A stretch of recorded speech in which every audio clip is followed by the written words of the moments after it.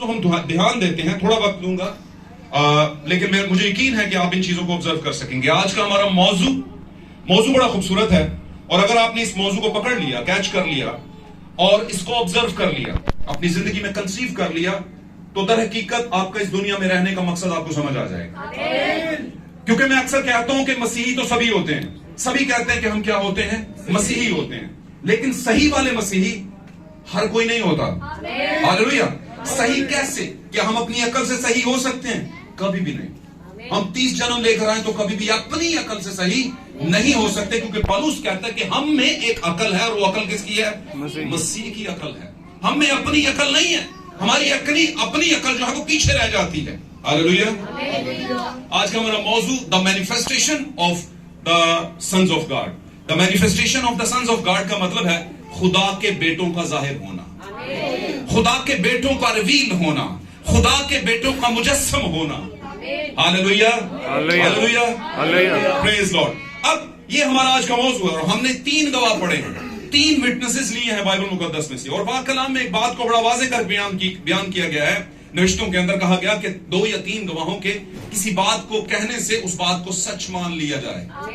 Hallelujah. तो हम जमीन पर गवाही नहीं उठाते, हम कहां से उठाते हैं? खुदा के मुंह से, उसके कलाम से, उसके ब्रेन से। ये खुदा का ब्रेन है।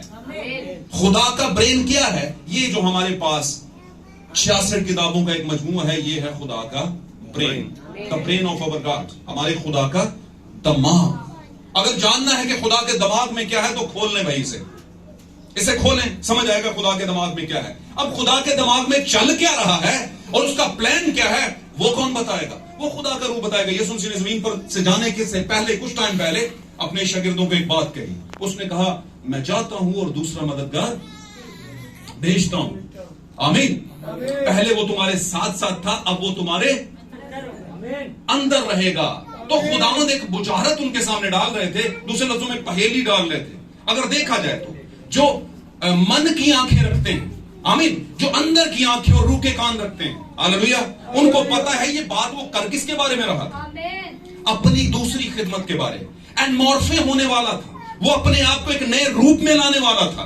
पहला रूप कौन सा था? इब्ने आदम का। दूसरा रूप कौन सा था? इब्ने खुदा का, यानी खुदा का बेटा। Hallelujah, hallelujah. तो ये मैनिफेस्टेशन क्या है? आपकी यीशु मसीह की मिनिस्ट्री की तब्दीली। आमीन। बदन से निकलकर रूह की हालत में अपनी कलीसिया में चल फिर रहा है। पाक कलाम में लिखा है किताब मुकाशवा के अंदर, वो 7 कलीसियाओं में, यानी 7 चिरागदानों में चल फिर रहा है। हालेलुया। और हमारा जमाना 7वें जमाने की 7वीं कलीसिया। हालेलुया। और ये शुरू कहां से हुआ? मुकद्दस पौलुस से, इफिसुस की कलीसिया का दौर। आमीन, आमीन। मेरी बातों को पकड़ते जाइएगा, टाइम शॉर्ट है, आपका टाइम मैं चाह रहा कंज्यूम उसमें करूं और ज्यादा टाइम भी ना लूं और बातें समझ आए। आज का हमारा मौजू the manifestation of the sons of God, खुदा के बेटों का मुजस्सम होना, ज़हूर पजीर होना, जाहिर होना। 3 कॉन्टेंट हमने पढ़े बाइबल मुकद्दस में से। एक्सोडस की किताब, उसकी जेनेसिस की किताब के अंदर 6ठे बाब के अंदर हमने पैदाइश की किताब का 6ठा बाब पढ़ा। उसकी पहली 4 आयत, खुदा के बेटों ने आदमी की बेटियों को देखा। खुदा के बेटे, मेरे अजीजों, खुदा के बेटे मतलब ट्रांसपेरेंट सन्स ऑफ गॉड, शफाफ तरीन, साफ सुथरे। लेकिन उन्होंने कुछ देख लिया, और जहां जो ही उन्होंने कुछ देखा तो देखा क्या? ब्यूटी ऑफ द वर्ल्ड, दुनिया की खूबसूरती को उन्होंने देख लिया। आमीन। हमारे जमाने के नबी, जिन पर हमारे जमाने में प्रोफेसी उतरी, उन्होंने कहा, अगर आप चाहते हैं कि वर्ल्ड चर्चिस का तनाजा कह दिए, जायजा लेना चाहते हैं, वर्ल्ड चर्चिस का एनालिसिस करना चाहते हैं कि आज चर्चिस किस हालत में है, तो अपने जमाने की औरत पर निगाह करके देखो कि वो किस हालत में है। अगर वो सही हालत में है तो चर्च सही है, और अगर वो सही नहीं है तो चर्च सही नहीं हो सकते। और बाय द वे, मैं एक बात आपको बता दूं, हम क्या हैं? क्या हम चर्च हैं या हम ब्राइड हैं? हाथ खड़ा करके बताइएगा, क्या हम चर्च हैं या हम ब्राइड हैं? हम तो ब्राइड हैं, और यीशु किसको लेने आ रहा है? किसी कलीसिया को लेने नहीं आ रहा, क्योंकि सब कलीसियों से खुदा को क्या है? शिकायत है। उसने कहा, मुझे तुझसे यह शिकायत है, बट वो दुल्हन को नहीं कहता। दुल्हन को नहीं कहता, क्योंकि लिखा है कि बर्रा की बीवी ने खुद को उसके लिए क्या कर लिया है? प्रिपेयर कर लिया, तैयार कर लिया है। आमीन। इसलिए एट दिस टाइम, इस मौका पर हम क्या हैं? चर्च नहीं है। चर्च किसे कहते हैं? कलीसिया को। 7 church age, 7 church ages, I mean 7 कलीसिया जमाने, पीरियड्स। उसमें खुदा करवाता रहा और अपनी दुल्हन का कुछ हिस्सा निकालता रहा और दुल्हन में से बर्थ देकर आगे कुछ बीज को लेकर आता रहा और चलते चलाते मेरे और आपके जमाने तक पहुंचा। मैं और आप उसी जमाने में पनप रहे हैं मेरे अजीजों, उसी जमाने में परवरिश पा रहे हैं। अब हमें परवरिश कौन दे रहा है? क्या लुदीकिया की कलीसिया का जमाना जो के 7वां है? नहीं। हमें कौन दे रहा? हमें कौन दे रहा? मुझे बताइए, बनी इस्राइल को कौन परवरिश देता था? किसके जरिए से वो आगे बढ़ते थे? उसने कहा सैमुअल की रूह को बुलाया जाए। किसने कहा? साउल ने कहा। बनी इस्राइल का पहला बादशाह, सबसे पहला बादशाह बनी इस्राइल का कौन था? साउल। बोलिए मेरे पीछे, साउल। और साउल जो था खुदा की मर्जी से नहीं आया था, लोगों की डिमांड से आया था। लोगों ने डिमांड किया। आमीन। हालांकि सैमुअल ने कहा खुदा ही हमारा बादशाह, वही हमारे आगे आगे चलेगा, हम उसी के रहनुमाई में चलेंगे। लेकिन उन्होंने कहा नहीं, जैसे गैर कौमों का बादशाह उनके आगे आगे चलता है और कौम उसके। हमें भी एक बादशाह चाहिए। ये डिमांड किनकी थी? कलीसिया की, चर्च की। क्या नबी? और मैं एक बात बताता चलूं, नबी किसकी तमसील है? ब्राइड की। खुदा अपना बीज किसमें डालता है? ब्राइड में। और bride at the time, that time, उस टाइम पर ब्राइड कौन होता है? द प्रॉफिट, नबी। आपके जमाने का नबी। खुदा ने नबी के मुंह में कलाम डाला, उसने कहा मत कह इनको, ये नहीं मानेंगे, मुझे पता है ये नहीं मानने वाले। उसने कहा मैं तुझे बताता हूं, जा एक बंदा इनके लिए ले आ। एक ऐसा इन पर लीडर, एक रहनुमा, एक ऐसी क़यादत मुकर्रर कर दे जो इनको लेकर डूबेगी। आमीन। इनके जवानों को लेकर गुलाम बनाएगी, इनकी खवातीन को लेकर अपनी वो क्या उसे कहते थे, लौंडियां, नौकरानियां बनाएगी। आमीन।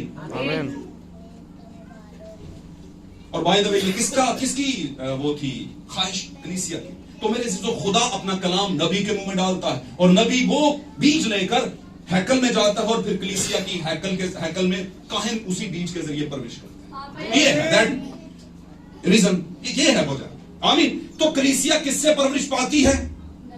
नबी से। लेकिन कलीसिया जब नबी से परवरिश पाती है तो एक फेज में आती है, उस फेज को कहते हैं ब्राइड फेज, दुल्हन का फेज। अब जानते हैं खुदा की बातें दुल्हन के साथ कोई पब्लिक शो नहीं है। पब्लिक शो में आप सबके सामने बातें करते हैं, लेकिन दूल्हा अपनी दुल्हन के साथ खिलवत में बातें करता है। आमीन, हालेलुया। दूल्हा सबके सामने नहीं बातें करता, खिलवत में जाता है अलग से, और वहां पर राजो न्याज होते हैं, राजदारी की बातें होते हैं, और वहां पर ही रिसीव का और कंसीव का मामला होता है। Hallelujah, hallelujah. मेरे अजीजों, मुकद्दस पौलुस कहते हैं मैंने एक ही शोर के साथ तुम्हारी निस्बत की है, लेकिन मैं डरता हूं कि कहीं कंसीव करने में प्रॉब्लम ना आ जाए। आज लोग कंसीव कर लेते हैं, लेकिन बीज किसका? यह सवाल है। हवा ने 2 तरह का बीज कंसीव किया मेरे अजीजों, 2 तरह का बीज। एक उसने अपने शोहर का और एक उसने सांप का बीज कंसीव कर लिया। और इस बीज की कंसेप्शन से, कंसीव करने से 2 तरह की दुनिया जिंदगी दुनिया में आई। 2 तरह की, एक काइन के रूप में और एक किसके? हाबिल के रूप में। हालेलुया। और आप जानते हैं बड़ा भाई बाप समान हो, बाप की तरह का होता है। हालेलुया। बाप की तरह का। बाप ना हो तो समझ ले भाई, बड़ा भाई घर का क्या है? बाप है। उसे मैं समझता हूं बाप मानना चाहिए। हालेलुया। इसीलिए तो बड़े भाई का जायदाद में दूना हिस्सा रखा गया है। हालेलुया। लेकिन ये वो बड़े भाई हैं जिनको खुदा ने ऑर्डर किया है कि इनको दूना हिस्सा देना है। ये वो वाले नहीं कि सिर्फ असी बड्डे होने हैं लेकिन कुप्पी भी नाल पीने हैं, फिर दूना दो ताकि नाले भी उड़ा दिए। और नहीं, ये मतलब नहीं है। Hallelujah, hallelujah. तो मेरे अजीजों, manifestation of the sons of God, खुदा के बेटों का जाहिर होना। तो हमने पढ़ा खुदा के शफाफ बेटे थे, लेकिन शफाफियत को दाग किसने लगाया? खूबसूरती में। उन्होंने कहीं आदमी की बेटियों को, ये आदमी कौन? क्या आदम की बेटियां? नहीं, कभी भी नहीं। आदम तो खुदा का बेटा था। तो आदम जब खुदा का बेटा था तो उसकी बेटियों और बेटे खुदा के बेटियां बेटे थे। खुदा के बेटियों और बेटों में से बेटों ने आदमी की बेटियों को देख लिया। और ये आदमी की प्रेजेंटेशन जो दे रहा है, ये काइन दे रहा है भाई। काइन जो लुक लाइक आदमी लगता था, लेकिन था क्या? जानवर। उसकी सिफ्तों के अंदर क्या था? जानवर वाली जबिल्लत, जब्बर था। इसीलिए उसने बड़े भाई ने, बाप की तरह के भाई ने अपने बेटे की तरह के भाई को यानी हाबिल को कत्ल कर हालेलुया। ये सिफ्त कहां से आ गई? क्या आदम में ये सिफ्त थी? नहीं, हालेलुया। और मेरे अजीजो याद रखिए, खुदा के बेटे और आदमी के बेटे, खुदा के बेटे और शरीर के बेटे, आमीन, फर्क है। खुदा ने मती तेरा बाप ने समझाया है। जब ये बहुत दफा मैं बताता हूं, लेकिन यही तो मरकजी चीज है। बाज़-औक़ात कहते हैं चंगी तरह राट है ना, कहीं भूल ना जाना। हालेलुया। तो खुदा यीशु मसीह ने 13वें बाब में समझाया, बेशुमार मिसालें दी। एक मिसाल दी कड़वे दाने की और अच्छे दाने की, आमीन। अब ये जो कड़वे दाने की तमसील है, ये आधी अधूरी छोड़कर यीशु घर चला गया। लिखा है वो भीड़ को छोड़ छाड़कर घर चला गया। और जब घर चला गया तो शागिर्दों ने कहा, इलेक्टेड वंस ने कहा, जो कि चुनिंदा और बरगजीदा थे, उन्होंने कहा, पीछे जाकर कहा कि ये कड़वे दाने की तमसील हमें समझाई, हमें समझ नहीं आई, आधी दूरी छोड़कर आ गए हो, बाकी चीजें समझ आ गई हैं, ये नहीं आई। उसने कहा मैं समझाता हूं, क्योंकि ये पब्लिक शो नहीं था, ये राजो नियाज की बातें थी। कड़वे दाने की तमसील सब कलीसियाओं को समझ नहीं आएगी।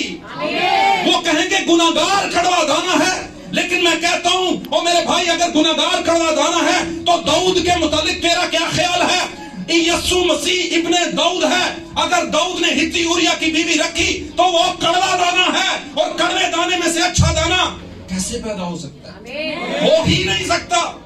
क्योंकि पाक कलाम ने जब जमीन की रचना रची तो आगाज में खुदावंद ने कहा, हर बीज अपनी नस्ल का बीज पैदा करे, हर एक पौधा अपनी ही नस्ल पैदा करे। और मेरे चीजो, हम भी तो लगे हुए हैं खुदा के लगाए हुए पौधे। और इसी तरह दीगर कलीसियाएं, वर्ल्ड चर्चेस काउंसिल्स, वो भी लगी हुई हैं और अपना अपना बीज क्या है वो पैदा कर रही है। और यीशु मसीह ने कहा, मैं बताता हूं, खेत ये दुनिया है, आमीन, काटने वाले फरिश्ते हैं, हालेलुया, और कटाई दुनिया का आखिर है। वैसे मुझे बताइएगा, आज आप किस दौर में खड़े हैं? कौन से रीजन में खड़े हैं? कौन से पीरियड ऑफ टाइम में खड़े हैं? कौन से टाइम पीरियड में खड़े हैं? क्या ये लास्ट एज नहीं? क्या ये the voice of last age नहीं? क्या ये आखिरी जमाने की आवाज नहीं? आखिरी जमाने की आवाज है मेरे जीरो। सब कुछ तो पूरा हो गया, तो दुनिया का आखिर और कटाई क्या है? और कहता मैं काटने वालों से कह दूंगा, और काटने वाले फरिश्ते, उन्होंने कहा फरिश्तों से कह दूंगा कि गट्ठे बांध लो सबसे पहले किनके? अच्छे दानों के? नहीं। अब मुझे बताएं, क्वांटिटी और क्वालिटी, क्वांटिटी और क्वालिटी। आप देखेंगे क्वांटिटी तो बेशुमार है। अब दुनिया की बड़ी बड़ी डिनोमिनेशंस में चले जाएं, अच्छे इंस्ट्रूमेंट्स, बुरी चीज नहीं, अच्छी चीज है। लेकिन मैं कह रहा हूं कि इसको मतभेद बनाकर, इसको फाउंडेशन बनाकर लोगों ने अपने चर्च डेवलप किए हैं। हालेलुया। एसी रूम, खुला डुला चर्च हॉल, अच्छे कर्टन्स, अच्छे कुर्सियां, अच्छा बहुत कुछ इंटीरियर, मतलब इंटीरियर बेहतरीन, अच्छे प्रोग्राम्स, अच्छे सेमिनार्स। और दुनिया क्या देखती है? दुनिया यही तो देखती है। दुनिया शवारमा किसने खाया कभी? शवारमा जो पूछ रहे उसने एक बार भी नहीं खाया, और वैसे मेरा दिल भी नहीं करता शवारमा खाने, मेरे दिल में फौरन आ जाता है। मैं बताने लगा हूं, इसका मतलब ये नहीं कि आप खाना ना, नहीं, ये मैं वैसे बताने लगा, मेरे दिल में फौरन, यार ये कौन सा गोश्त और किस जमाने का गोश्त काट के लगाया और भून के हमें डाल के देते जाने, पराठों में रोल डाल, और लोग मजे लगा कर कोल्ड ड्रिंक के साथ खाते जा रहे हैं, सत्यानाश करते जा रहे हैं। ये एक एग्जाम्पल। इसका मतलब ये नहीं कि आप ना खाएं, नहीं, अगर आपका जी चाहता है तो खा लें, दुआ करके खाएं, पाक होगा। इसका मतलब ये नहीं शराब पीने से पहले दुआ करें उसके ऊपर, ये मतलब भी नहीं है। मुझे ये बड़ी फिक्र रहती है कि लोग इसका उल्टा मतलब ना निकाल लें, है ना।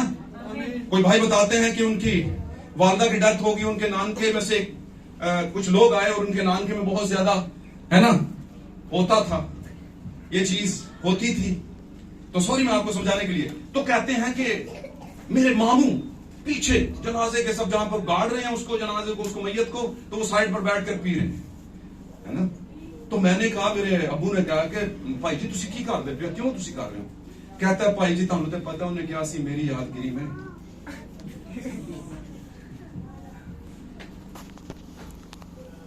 बात समझ रहे हैं? लोगों ने खुदा के कलाम को क्या बना लिया है? मजाक खेज बना लिया। आमीन। और ये पहली बार नहीं हुआ, बहुत बार है, बहुत सी चीजों पे लोग करते हैं, मैं उस तरफ नहीं जाता। Manifestation of the sons of God, खुदा के लोगों का जाहिर होना। खुदा के बेटे आगाज में शफाफ थे, आदम की शफाफ नस्ल थी। शफाफ का मतलब आदम की नस्ल थी, दैट्स इतना बहुत है। शेर की नस्ल का इतना बहुत है कि वो शेर का बच्चा हो, इतना ही बहुत है। आमीन। सादी सी बात है, आदम में जब गुनाह हुआ, आदम ने भी फल खा लिया, हवा नहीं खा लिया, तो शफाफ उस लेवल पे नहीं रहे, लेकिन बेटे तो खुदा के थे। तो खुदा अपनी नस्ल पे कॉम्प्रोमाइज नहीं करता। मुझे बताइए, हर कोई ख्वाबे खरगोश में है कि हम भी बचाए जाएंगे, हम भी बचाए जाएंगे, हम भी यसूदी कलीसिया, हम भी गैर जुबान, हम भी वो, हम भी ये मैं उंगली नहीं कर रहा, किसी की गीबत नहीं कर रहा, लेकिन मैं आपको कम अज कम दिखा रहा हूं समझने बारे में, इस बारे में कहने को सब दावेदार हैं। आमीन। और ये जो जिसे कहते हैं ना ब्लेम गेम, एक चर्च दूसरे पे ब्लेम लगा रहा है। मैं समझता हूं चर्च पे ब्लेम नहीं लगाना चाहिए, चर्च को रास्ता दिखाना चाहिए। हालेलुया। आमीन। तो क्या है, सभी दावा करते हैं कि हम भी ऐसे ऐसे वैसे होगा, सारा कुछ होगा, हम भी दुल्हन, हम भी ये वो, लेकिन वो दुल्हन और कलीसिया का मुकाशवा अभी तक नहीं समझे। वो समझते हैं कि एक नहीं है, एक नहीं। आमीन। तो मेरे चीजों वहां पर शफाफ इसलिए नहीं क्योंकि गुनाह तो हुआ था और आगे नस्ल गिल्टी में आई, मौत तो आनी थी उनपे, लेकिन फिर भी खुदा ने एक वादा कर रखा था। वादा क्या कर रखा था? औरत की नस्ल सांप के सर को कुचलेगी, यानी गुनाह के सर को भी कुचलेगी।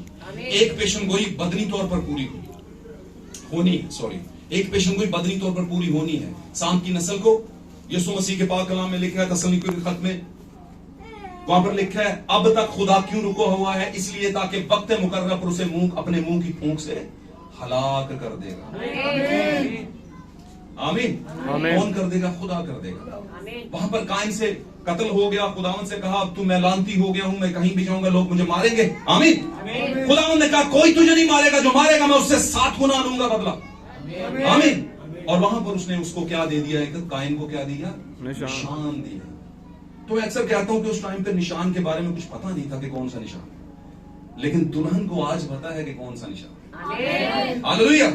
उसने कहा जो समझ रखता है, अक्ल रखता है, किताब मुकाशवा के अंदर यूहन्ना आरफ ने बयान किया, जो अक्ल और मुकाशवा रखता है, समझ रखता है, वो जान ले वो आदमी का आदत है, और वो 666 है, 666 का आदत है। ये है वो निशान जो उस पर लगा था। और वैसे बताऊं, 6 किसका आदत है? Numerology of the Bible, Bible का नंबर, बाइबल के नंबर्स की न्यूमरोलॉजी इसको कहते हैं। बाइबल में कुछ नंबर्स दिए गए, 7 का, 3 का, 4 का, 5 का, है ना, 6 का। हालेलुया। तो इनके पीछे कोई रेवलेशन है। तो 6 का क्या मतलब हुआ और 7 का क्या हुआ? 6 आदमी का आदत है, क्योंकि आदम 6ठे दिन बना। आमीन। आमीन। आमीन।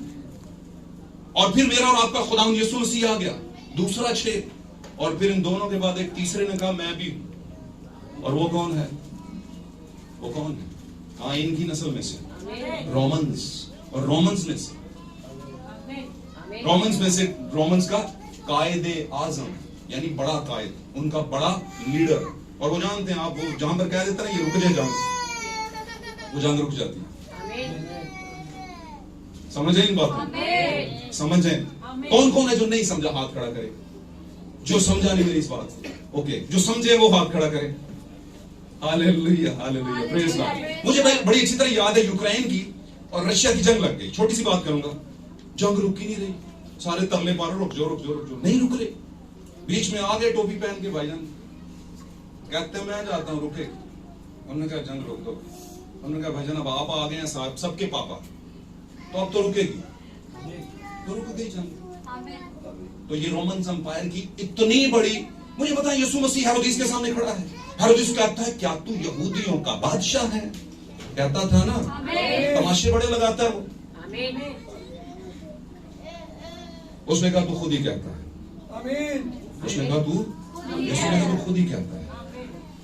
उसने कहा तुझे पता है ये तुझ पर क्या इल्जामात लगा रहे हैं और तुझे इसकी सजा मौत हो सकती है। और उसे ये भी था, क्योंकि आप जानते हैं यहूदी रोमन स्पिरिट ये है कि अपनी जगह को दूसरा बादशाह बर्दाश्त नहीं करती, जैसे यीशु की पैदाइश के टाइम पे हुआ। आमीन। पूरे यरूशलेम में और बैतलहम में और लेफ्ट राइट के इलाकों में हलचल मच गई कि वो बादशाह आ गया, उसने 2-2 साल के बच्चे मरवाए। तो ये बादशाह क्या बड़े दिल से कह रहा था? नहीं, दिल से तो पिलातुस कह रहा था कि मुझे इसमें कोई जो है गुनाह नजर नहीं आता। वो पिलातुस था, और वो भी क्यों? क्योंकि उसकी बीवी को खुदावंद का फरिश्ता ख्वाब में मिला था। हालेलुया। तो हेरोदिस को उसने कहा, अगर तुझे खुदा ना ठहराता तो आज तू यहां पर खड़ा ना होता। तो इसका मतलब क्या है? हुकूमतें किसकी मर्जी से आती? बताइए, मेरे और आपके खुदावंद की मर्जी से। उसने मिस्र में फिरौन को कायम किया खुद और अपनी कौम को गुलामी में डाला। और जब तक उनकी गुलामी पूरी नहीं हुई वो तड़पते रहे, कराहते रहे। मेरे अजीजों, जब तक हम मुसीबत में नहीं जाते हम दुआ में और रोजे में नहीं आते। ये पक्की बात है, लिख के ले लो।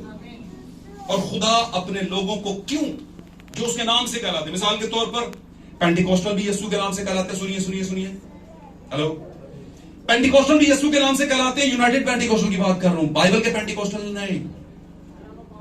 बाइबल के पेंटिकोस्टल तो हैं यीशु के नाम के, वो कहलाते नहीं है, होते हैं। गाल समझ रहे हो? कहलाने में और होने में। जैसा कि समझा जाता था कि वो यूसुफ का बेटा है, समझे जाने में और होने में फर्क है। वो यूसुफ का था नहीं, लेकिन समझा। काइन हवा का तो था, लेकिन आदम का समझा जाता था, हालांकि आदम का नहीं था, क्योंकि आदम तो खुदा का था। और खुदा का बेटा जो होता है उसके बेटे खुदा के बेटे कहलाते हैं। Hallelujah, hallelujah. तो manifestation of the sons of God, खुदा के बेटों का मुजस्सम होना। अब यहां पर हमने पढ़ा खुदा के बेटे शफाफ हालत में, साफ हालत में, पाक हालत में, लेकिन क्या हुए? गिल्टी हुए। आमीन। किसको देखकर? आदमी की बेटियों को देखकर। आप भी 99% 9 पॉइंट गुना जो है दुनिया में खूबसूरती को देखकर होते हैं। अगर आप मेरी बात को अपने पास रख लें तो ये आपको फायदा देगी। इसलिए कंट्रोल योरसेल्फ। 99% गुना आपकी आंखों के जरिए होते हैं, इसलिए कंट्रोल योरसेल्फ। आमीन। खुदा के बेटे हैं आप। हालेलुया। ये तो खुदा का खून है जो आपको बचाता जा रहा है, वो भी उनको जो उसके लहू के नीचे हैं, according to the word of God. कौन सा लहू? रूल कुद्स का लहू। बताइए मुझे, 2000 साल पहले यीशु का लहू बह गया, आज वो लहू किधर से आ रहा है भाई? बताइए मुझे। 6000 साल पहले डायनासोर मर गए, उनकी हड्डियां बरामद हुई, हड्डियों में से कह रहे हैं कुछ गूदा, कुछ खून, कुछ चीज मिल जाए, हमें पता चले ये थे क्या। समझ आ रही है? तो क्या मतलब? खून तो सूख गया लेकिन उसके अंदर जिंदगी सूखी नहीं थी। यीशु का खून 2023 साल पहले बह निकला, खत्म हो गया। दुनिया में मैटेरियलिस्टिक जो ब्लड है हमारे बदन के अंदर, जो कि हमारे बदन को स्टैंड बाई करता है, हमारे बदन को चलाता है, आमीन, आमीन, हमें एक्टिव वॉइस बनाता है, पैसिव वॉइस कंडीशन से निकालकर एक्टिव वॉइस में ले जाता है, एक्टिव वॉइस एक्टिव कर देता है हमें, आमीन। अगर ये निकल जाए तो खत्म हो जाता है, लेकिन एक जिंदगी होती है इसमें जो खत्म नहीं होती। यीशु के खून की जिंदगी जो है वो खुदा का रूह है, जो 120 की जमात पे उतर के आगाज कर गया यीशु की जमात पर, और 7वें जमाने तक चल फिर रहा है अपनी कलीसियों में। ये वो खून है, ये वो खून है मेरे अजीजों, वो कि ये लाल खून नहीं है, ये रेड प्लेटलेट्स वाला खून नहीं है। लो, ये वो खून है, ये वो खून है जिसको हम स्पिरिचुअल ब्लड कहते हैं, रूहानी खून। हालेलुया। और ये जब आता है, हालेलुया, पाक कलाम में लिखा है, निविश्तों के अंदर लिखा है, ये वो खून है जो हाबल के खून से भी उत्तम बातें करता है। हाबल ट्रांसपेरेंट बेटा था खुदा का, डायरेक्ट औलाद, पहली औलाद, खुदा के बेटे की पहली औलाद, आमीन। और उसको बर्दाश्त नहीं कर सका शरीर का बेटा। शरीर किसे कहा गया है? शैतान को, सांप को। हालेलुया। सरपंट कहा गया है उसे स्नेक नहीं कहा गया। आमीन। स्नेक सजा याफ्ता शक्ल है, और सरपंट जो है वो सजा से पहले वाली शक्ल है। सरपंट मतलब जानवर, पशु, 4 टांगों वाला, और रीछ की तरह खड़ा होने वाला, चंपैजी की तरह, बनमानस की तरह। आमीन। और इसके गहरे में जाऊंगा तो बातें बस जरा और खुल जाएंगी, लेकिन वो बातें मैं करना नहीं चाहता। बचपन में किसी ने तमाशा देखा है? तमाशा जब बंदर वाला आ जाता था, जब रींछ वाला आ जाता था, तो क्या किसी ने खड़े होते हुए किसी बंदर को, किसी रींछ को देखा? क्या वो एज लाइक मैन नहीं बिहेव करता? क्या उसी तरह नहीं है? और मेडिकली साइंस ये बताती है कि ये बंदर और ये सारे जो लोग हैं, ये सिन्फ नाजुक की तरफ इनका बड़ा झुकाव होता है। इंसानों में, इंसानों की सिन्फ नाजुक, यानी खातून की बात कर रहा हूं, यानी फीमेल की बात कर रहा हूं, इनका बड़ा झुकाव होता है इधर। और ये बात मैं मेडिकली आपको बता रहा हूं, ये बात बाकायदा साइंस ने प्रूफ कर दी है। आमीन। ये दुनिया में क्यों खुदा ने मिसालें छोड़ी? क्या वजह थी? वजह यह थी कि इनको देखकर आप अगली कड़ी को ढूंढें। और अगली कड़ी किस पर जाहिर की गई? दुल्हन पर, कलीसिया पर। कलीसिया कभी नहीं मानेगी। कलीसिया साइंस को मानती है। कलीसिया साइंस के बगैर नहीं चलती। कलीसिया कहती है प्रूफ करो। क्या ख्याल है? कलीसिया क्या कहेगी? प्रूफ करो। तो मैं उनसे कहता हूं प्रूफ करो कि यीशु बगैर बाप के पैदा हो सकता है। आप प्रूफ करो। आप मानते जा रहे हो भाई, लिखा है। अगर लिखा है तो कैसे हो गया? कैसे हो गया? लिखा है, लिखा है तो कैसे हो गया? बताइए, लिखे को प्रूफ करें आप।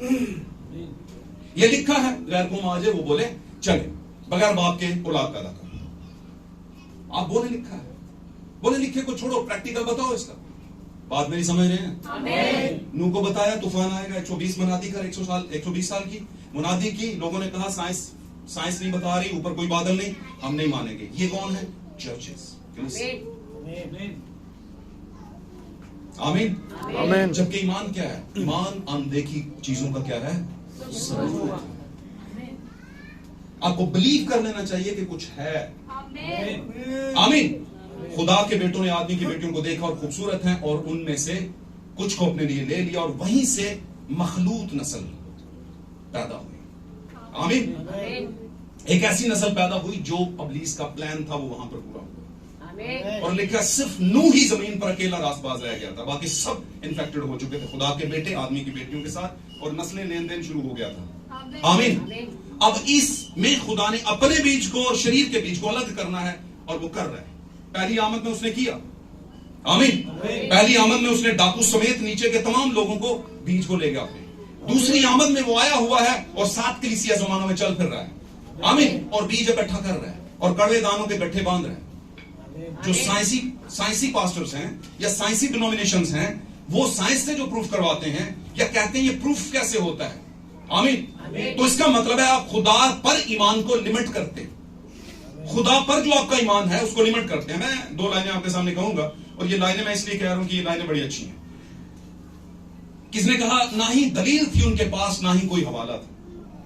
ना ही दलील थी उनके पास, ना ही कोई हवाला था। अजीब लोग थे, बस इख्तलाफ रखते थे। ना ही हवाला था कोई, ना ही कोई दलील थी। अब शरीर का मतलब गुनाहगार नहीं है, याद रखिएगा। अगर जमीन पर एक बदन है तो इसका मतलब दूसरा भी एक बदन है जिसको मौत नहीं है। आमीन। जमीन पर एक बाप है, इसका मतलब एक ऐसा बाप है जो सबका बाप है। जमीन पर एक माँ है तो इसका मतलब ऊपर 70 माओं जैसी एक माँ है। जमीन पर एक घर है तो इसका मतलब है आसमान पर भी एक। तो इसका मतलब है कि जो कुछ जमीन पे है उसका कामिल नमूना आसमान पर भी है, और मेरे और आपके लिए है। अगर जमीन पर एक, आपका नाम क्या? सजावल। अगर जमीन पर एक सजावल है तो आसमान पर इनका एक थियोफनी बदन भी है जो सजावल है। हालेलुया। इसका मतलब है जो कुछ जमीन पे है वो साया है आसमान पर की चीजों का जो कि अवधि है। हालेलुया। तो मेरे अजीजों याद रखिए, नबी बयान करते हैं। नबी, मैं जब नबी की बात करता हूं तो नबी का मतलब सीरियल प्रॉफिट, हमारे जमाने की प्रोफेसी लेकर आने वाले। वो कहते हैं कभी भी आप खुदा के कलाम को बहस के जरिए, तकरार के जरिए नहीं समझ सकते। आप इसे रेवलेशन के जरिए समझ सकते हैं। अगर आप पर मुकाशफा खुला है तो आप समझ जाएंगे, अगर नहीं तो फिर इंतजार कीजिए, दुआ कीजिए खुदा मुकाशफा दे। मुझे बताइए, काइन किसका बेटा था? बोलिए जल्दी बोलिए। लेकिन कहलाता किसका था? तो आदम के साथ रहने से भी उसे पता नहीं चला कि खुदा फलों से खुश नहीं होता। खुदा अपने मज़बा के ऊपर फल नहीं मांगता।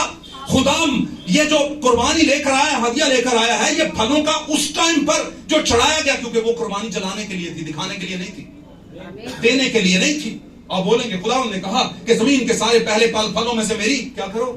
ताज़ीम करो। तो देखें जी, फल तो हैं। ओ भाई, क्या फल कुर्बानी है? नहीं। क्या फलों में जिंदगी है? नहीं। तो जिंदगी किस में है? बर्रे में, और बर्रे की चर्बी में, और बर्रे के गोश्त में। इसीलिए हाबल क्या लेकर आए?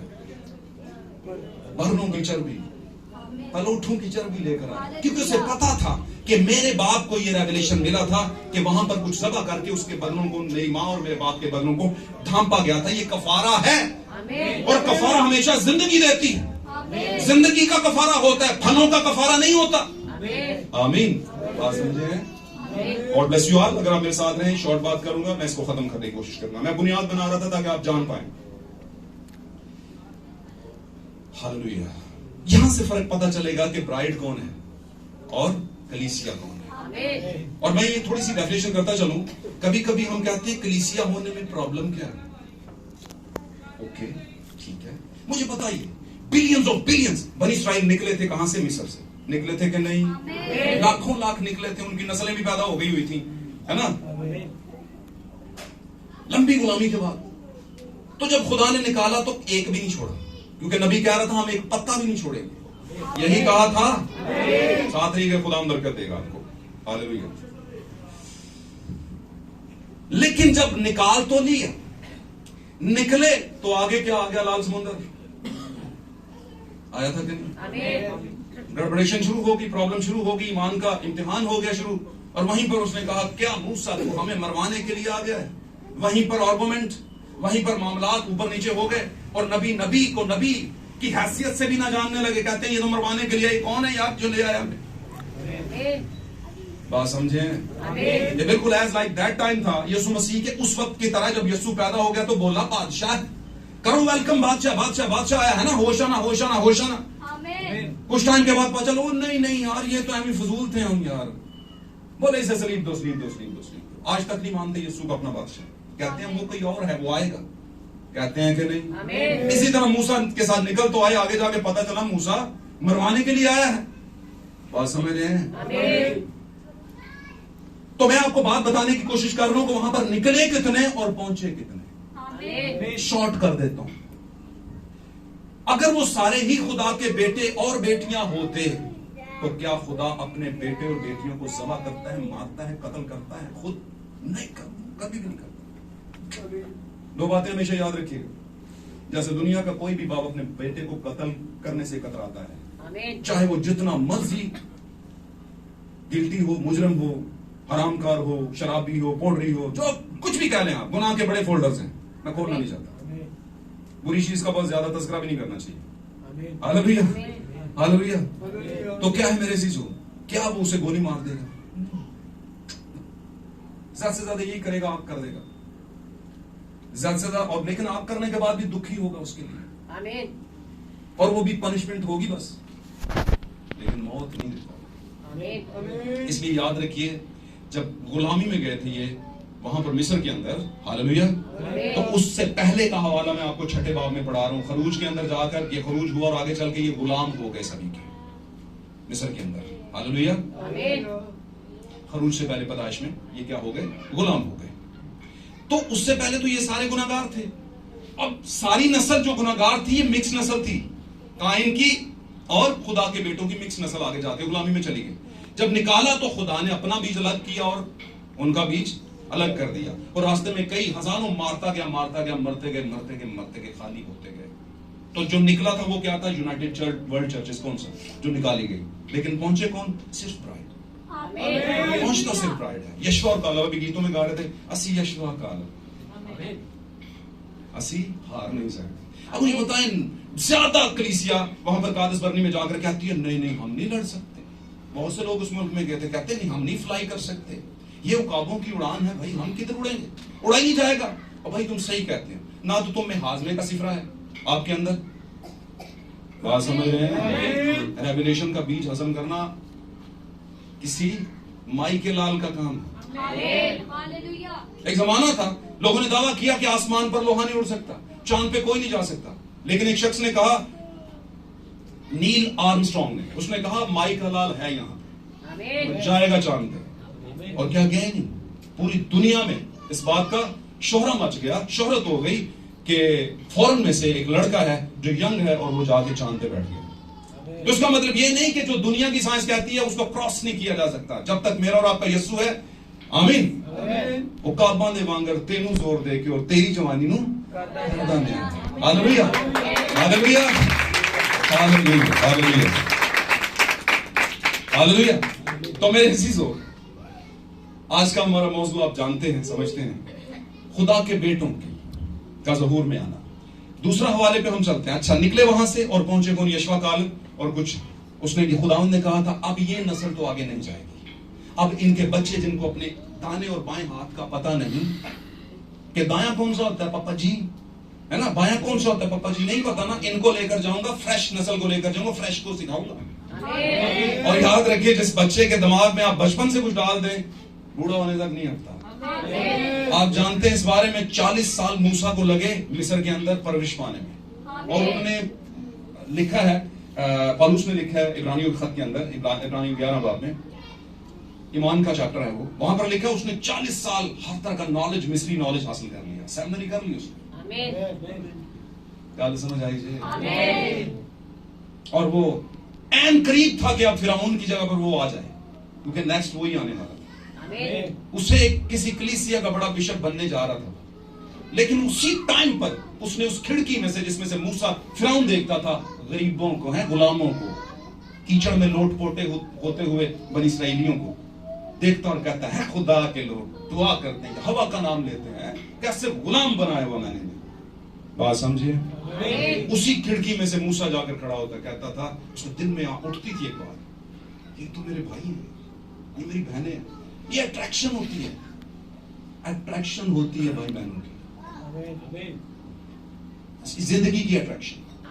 आप ब्लड की कह सकते हैं, लेकिन जिंदगी की अट्रैक्शन होती है। आमीन, हालेलुया। वो किसी और नजरिए से देखता था, और यही वो वक्त था जब उसके अंदर ये बीज बढ़ना शुरू हुआ, लेकिन वो फैसला नहीं कर पा रहा था। एक टाइम आया, खुदा ने एक ऐसी रचना रची कि उससे कत्ल हो गया, और ये चाहता था खुदा किससे हो। बाज़ औक़ात हम पर ट्रैबुलेशन इसलिए आती है कि खुदा हमें एक और जगह पर लेकर जाने वाला होता है, हमारी मिनिस्ट्री का की तब्दीली का टाइम होता है, और हम कहते हैं ये क्या हो गया, वो क्या हो गया।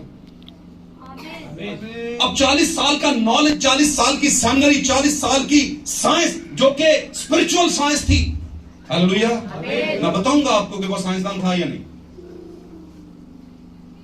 वो निकालने के लिए 40 साल का नॉलेज निकालने के लिए खुदा को 40 साल लगे। फिर दोबारा उसने 40 साल वहां पर क्या किया, वो चरवाहे का काम किया। बात समझ रहे हैं? और फिर 40 साल आगे भीड़ के अंदर वो लेकर बियाबान में चला। तो याद रखिए, बचपन में जो चीजें होती हैं, निकलते निकलते थोड़ा सा टाइम लगता है। मूसा एक साइंसी तालीम हासिल कर रहा था, इसका रेफरेंस मैं आपको देता हूं। जब झाड़ी जल रही थी और मूसा भेड़ बकरियां चला रहा था मिदियान के इलाके, उसके अंदर, सहरा के अंदर, या जो भी वो इलाका था, तो वहां से चलते चलते उसने देखा कि एक झाड़ी जल रही है। झाड़ी जल रही है। वो उसको देखने और परखने के लिए करीब गया, क्योंकि याद रखिएगा, जैसे आज दुनिया के ऊपर बॉटनी का एक नॉलेज है, जिसे हम जमीन की घास फूस या पौधों का नॉलेज कहते हैं, पौधों का बॉटनी उसे कहते हैं। आमीन। इसका नॉलेज चला कहां से था? मिस्र से। और मिस्री इंतहाई अक्लमंद थे, हार मानने को तैयार ही नहीं थे। कहते थे अगर मूसा तेरे पास एक रेवलेशन है तो हमारे पास भी एक साइंस है, और अगर तू है और तूने लाठी फेंकी तो हम लाठी नहीं फेंकेंगे, हम लाठियां फेंकेंगे। हमारे पास कसरत है। बट आप जानते हैं, इस बारे में जानते हैं कि मूसा की लाठी क्वालिटी में थी और मिस्रियों की लाठियां क्वांटिटी में थी। शुमार में ज्यादा थी, लेकिन मेयार में ऊंची दुकान और फीके पकवान। तो मैंने बताया, करोड़ों डॉलर लगा ले शादी पे और खाना ना हो बीच में, तो आप बोलेंगे ओहो टाइम ही खोटी किया, जाया किया टाइम, है कि नहीं? तो आपने 50 गीत गाए, बड़ी बरकत मिली, लेकिन आपने खुदा की बात ही नहीं सुनी। हालेलुया। अपने लिए कुछ सीख नहीं हासिल की, तो manifestation of the sons of God, खुदा के बेटों का जाहिर होना। वहां पर क्या हुआ? खुदा ने बहुतों को मारा और लेकर कितने लोगों को गया? सिर्फ कुछ बच्चों को, जो आगे जाके बड़े हुए, फिर नस्ल आगे चली मुल्क कनान के अंदर। आमीन। और फिर 2 लोग, यशोर कालेब। ईमानदार जो होते हैं वो थोड़े होते हैं, याद रखिएगा, ईमानदार जो होते हैं थोड़े होते हैं। और मैं एक और बात बताता चलूं, छुड़ाया जाना और बचाया जाना 2 बातें। आमीन। छुड़ाया जाना और बचाया जाना 2 बातें। आप अपना एनालिसिस करना, आप में से हर कोई, मेरी आपसे रिक्वेस्ट है, आप as a Christian, as a मसीही होने के नाते, बिलीवर तो बात की बात है, बिलीवर तो बहुत ऊपर की बात है यार, माय गॉड, बिलीवर तो बहुत ऊपर की बात है। अगर आप क्रिश्चियन हैं तो थोड़ा सा एनालिसिस करें अपने ऊपर, कि आप बचाए हुए हैं या छुड़ाए हुए हैं। अगर आप छुड़ाए हुए हैं तो ये काफी नहीं, क्योंकि वो जिससे छुड़ाए वो दोबारा पकड़ेगा, छुड़ेगा। आमीन। वो इतना इजी नहीं लेता मामला, हम ले लेते हैं इजी। वो आपके पीछे आएगा और आपको पकड़ेगा और पकड़ के दकड़ देगा ताकि आइंदा ये उठ ही ना सके। आमीन। तो खाली छुड़ाए हुए से मामला नहीं चलेगा, बचाए हुए से चलेगा। छुड़ाए तो गए थे मिस्र में से, लेकिन बचाए कितने गए? यशूआ और कालेब और बाकी कुछ नस्ल, छोटी छोटी इनोसेंट नस्ल। और खुदा को किन की जरूरत है? खुदा किन लोगों को चाहता है? इनोसेंट लोगों को। वो साइंसदानों को नहीं चाहता। खुदा सादगी में बात करता है और सादा लोगों से बात करता है। और बाय द वे खुदा इंडिविजुअली बात करता है, खुदा ग्रुप में बात नहीं करता। खुदा ने कभी किसी जत्थे को नहीं बुलाया, नो। खुदा ने कभी भी किसी डिनोमिनेट लोगों को नहीं बुलाया, नहीं। बड़े एजुकेटेड लोगों को नहीं बुलाया, बड़े आलम फाजिल को नहीं बुलाया। जैसे आजकल हम डॉक्टर वॉक्टर की बात करते हैं, डॉक्टर फलाना फलाना फलाना, और जब वो आता है तो आओ क्या बात।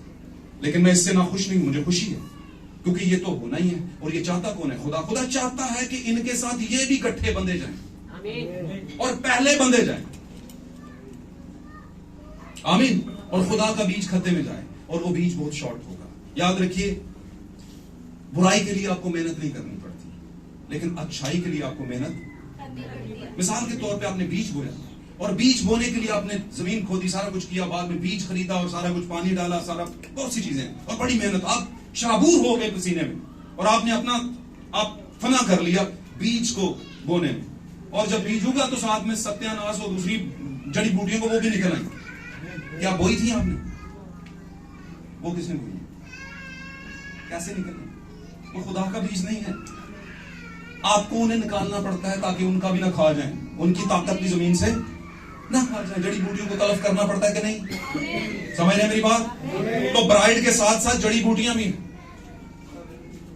और जड़ी बूटियों को खुदा कह रहे कि तौबा कर लो, ताड़े जेड़ा कोई दाना छोटा मोटा है वे आ जावे खुदा ब्राइड के हिस्से में। हालेलुया। खुदा के बेटे गिल्टी हुए, गुनाह में चले गए, नस्ल बर्बाद हुई। खुदा ने आगे प्लान किया मेरे और आपके खुदा यीशु के जरिए। यूहन्ना में हमने पढ़ा कि जितनों ने उसे कबूल किया, ये था वो इसे मैं कहता हूं जंक्शन। जब रेलगाड़ी चलती है तो आगे एक जंक्शन आता है, जोड़ आता है, जहां से रेलगाड़ी ने टर्न लेना होता है। गल समझ आ रही है?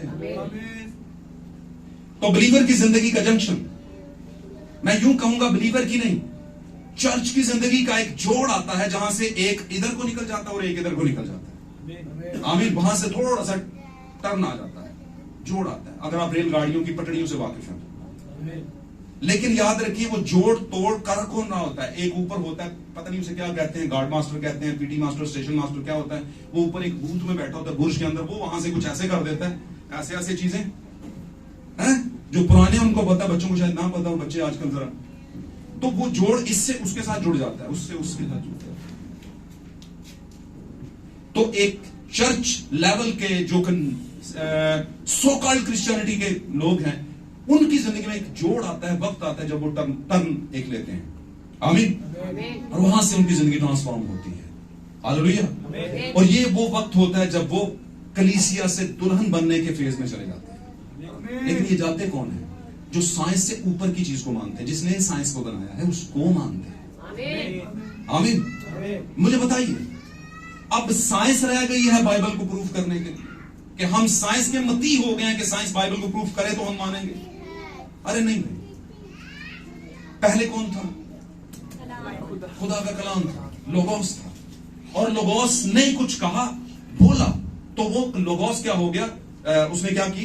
दुनिया बना ली। पाक कलाम में लिखे उसी में सब कुछ उसी के लिए, और उसी के जरिए से बना, लोगोस के जरिए से। हालेलुया। जब बना तो उसी में ये सारी साइंस पैदा हुई है। अब साइंस उठ के कहे कि मैं जो हूं मेरे बनाने वाले से बड़ा हूं या बड़ी हूं, तो ये बात समझने और मानने में नहीं आती। तो यहां पर यूहन्ना के अंजील में हम देखते हैं, नीचे जब हमने पढ़ा 12वीं आयत में, तो वहां पर लिखा खुदा ने एक जंक्शन दिया, इनको एक जोड़ दिया, कलीसिया को बताया कि जो गिल्टी थे पैदाइश की किताब से लेकर आगे तक, यीशु के आने पर जितनों ने उसे कबूल किया, सबने नहीं किया, जितनों ने उसे कबूल किया, उसने उन्हें खुदा के फर्जंद होने का क्या बख्शा है? हक का ही तो रोला था। आपके हक का ही तो मामला है। आज देखा जो बच्चा कहता है मेरा हक के कहता है कि नहीं, अगर ओनू तुझी लाके दिखती है तो मिन्नू क्यों नहीं? अगर नहीं बेटा तेरा भाई है, तेरी बहन ही है ना, बड़ी है, छोटी है, ऐसे करके पता नहीं, मुझे भी हक का तो मामला। आमीन। इसका मतलब है ये हक दिया यीशु ने, दिया कि नहीं? लेकिन ये हक दिया यीशु ने, क्या पहले नहीं था? पहले था कि नहीं? बताइए मुझे। मैं एक बार एक बात कही थी कि खुदा कभी भी वो प्लान और काम नहीं करता जिसका उसने पहले से अरेंजमेंट ना किया हो। और बात बयान करता अपनी किताब में, कुछ भी नया नहीं, सब कुछ साबिक में हो चुका, माजी में सब कुछ ये मौजूद था, फिर बर्बाद हुआ और फिर दोबारा खुदा उसको बहाल कर रहा है। आमीन। तो ये हक कहां पर था? आदम के पास हक था, फिर आदम के बेटे सेत की नस्ल के पास हक था। आमीन। और ये हक बिकता रहा किसके हाथों? इब्लीस के हाथों। किनकी जरिए से? आंखों की ख्वाहिश के जरिए से। आमीन।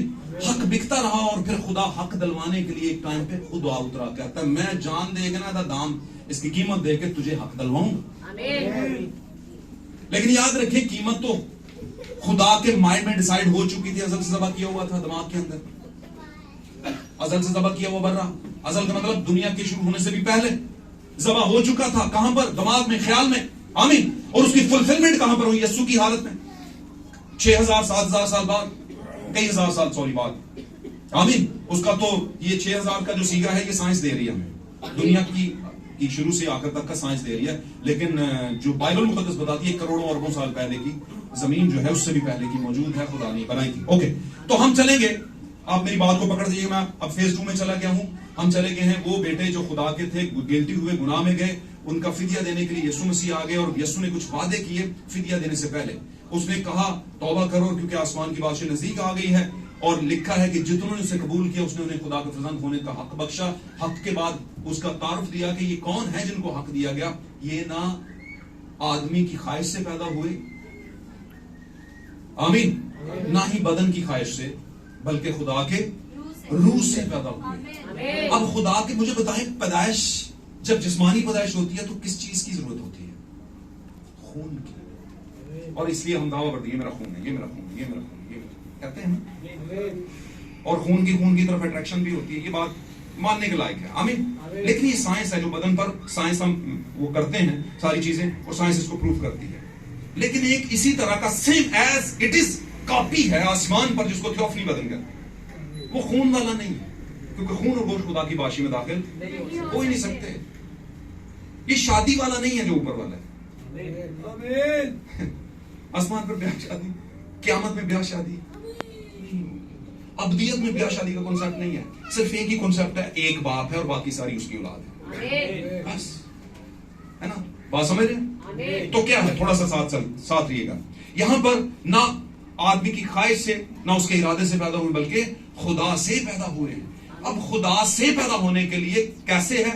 खुदा का खून जो 2000 साल पहले बह गया, उस खून की जिंदगी रूह की हालत में यीशु के रूह की खिदमत के जरिए से जमीन पर आई। और उसने शावर की 120 की जमात पर, और फिर शावर जो है वो वाला जो छिड़काव है रूह का, वो फिर ट्रांसफॉर्म हुआ, आगे स्प्रेड हुआ। दूसरे लफ्जों में फर्दर जो लोग थे, दीगर लोग थे, बहनें और बेटियां, आज तक उन पर क्या है, आ रहा है, लेकिन सच्चे रूह का, सच्चे रूह का। हालेलुया। अब मैं आपको बताऊं, यहां पर खुदा के बेटे और बेटियां हम बन जाते हैं दोबारा से। और इसको मैं दूसरे लफ्जों में कहूं, जो पढ़े लिखे बच्चे जल्दी से इसको समझ लीजिएगा। सबसे पहले होता है फॉर्म। फॉर्म कहते हैं बनाना, शक्ल देना। फॉर्म, एक फॉर्म दे दी, इसे शक्ल दे दी। एक वो फॉर्म होता है जिसको हम फॉर्म कहते हैं, फॉर्म वाला नहीं, फॉर्म का पेपर वाला फॉर्म नहीं, वो नहीं फॉर्म भर दे, फॉर्म भर दे वाला नहीं। एक होते फॉर्म, शक्ल।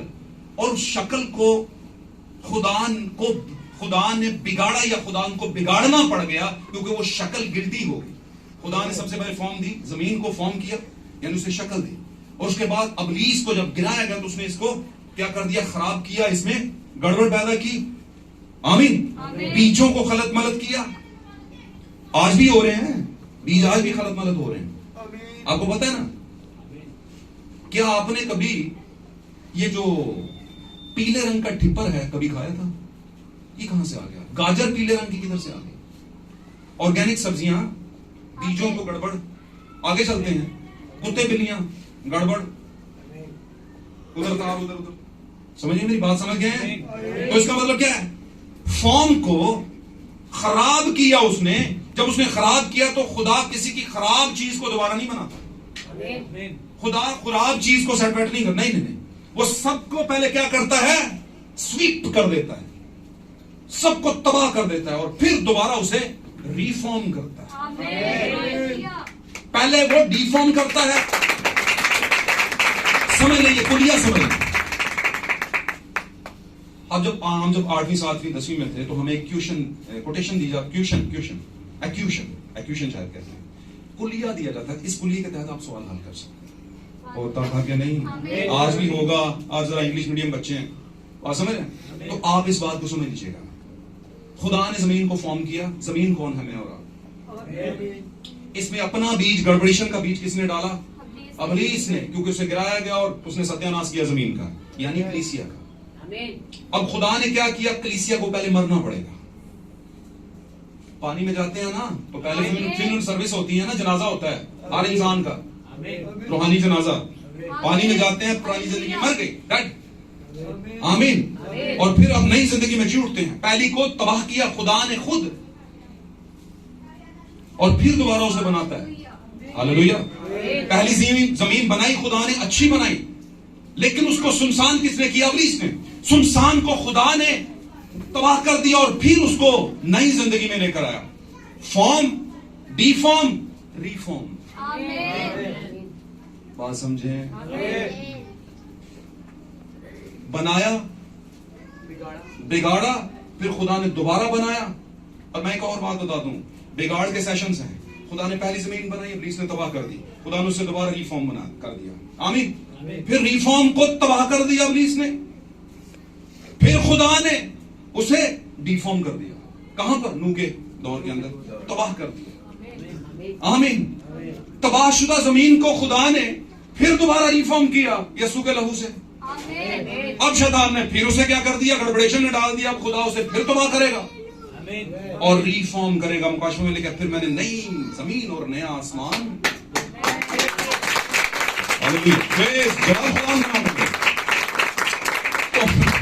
मेरे अजीजों, जीते खुश हैं, आबाद हैं, खुदा आपको बरकत दे, रूह की आंखें दे, रूह का मन दे, रूह का हृदय दे, रूहानी सोच दे कि आप इन बातों को पकड़ पाए, अपनी जिंदगी में रख पाए।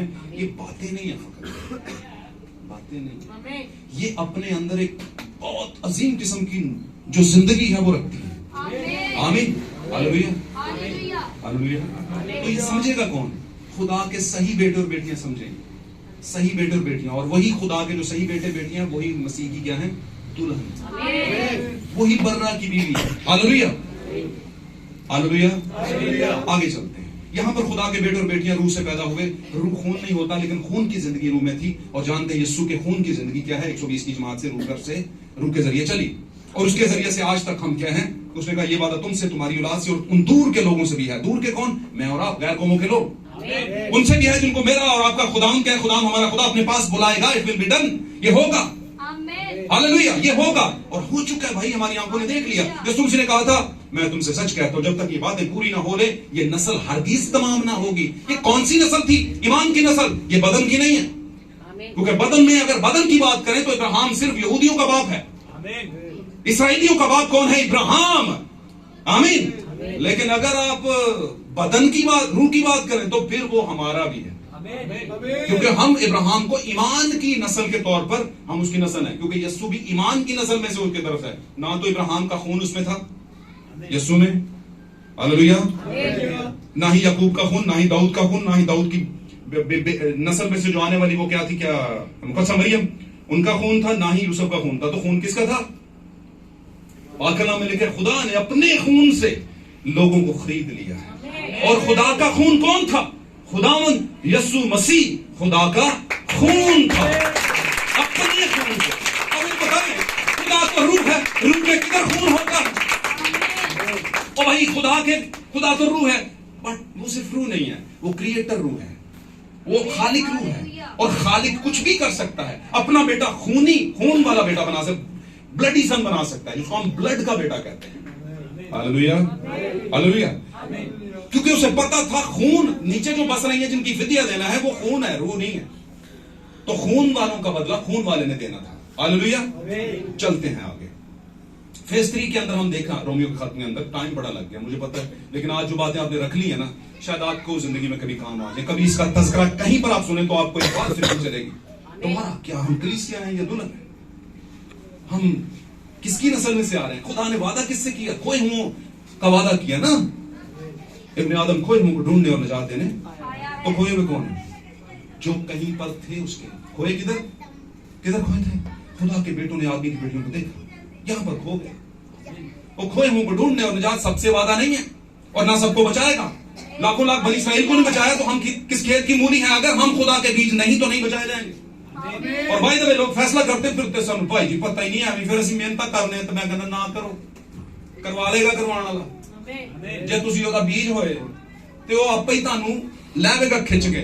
नैनवन जानते वक्त क्या सी ना उन्हें, यूना ने क्या कहा था, ले लिया कलाम, चलता हूं आगे। दिमाग ने काम किया, दिमाग का मतलब साइंस, साइंस का मतलब शैतान जी।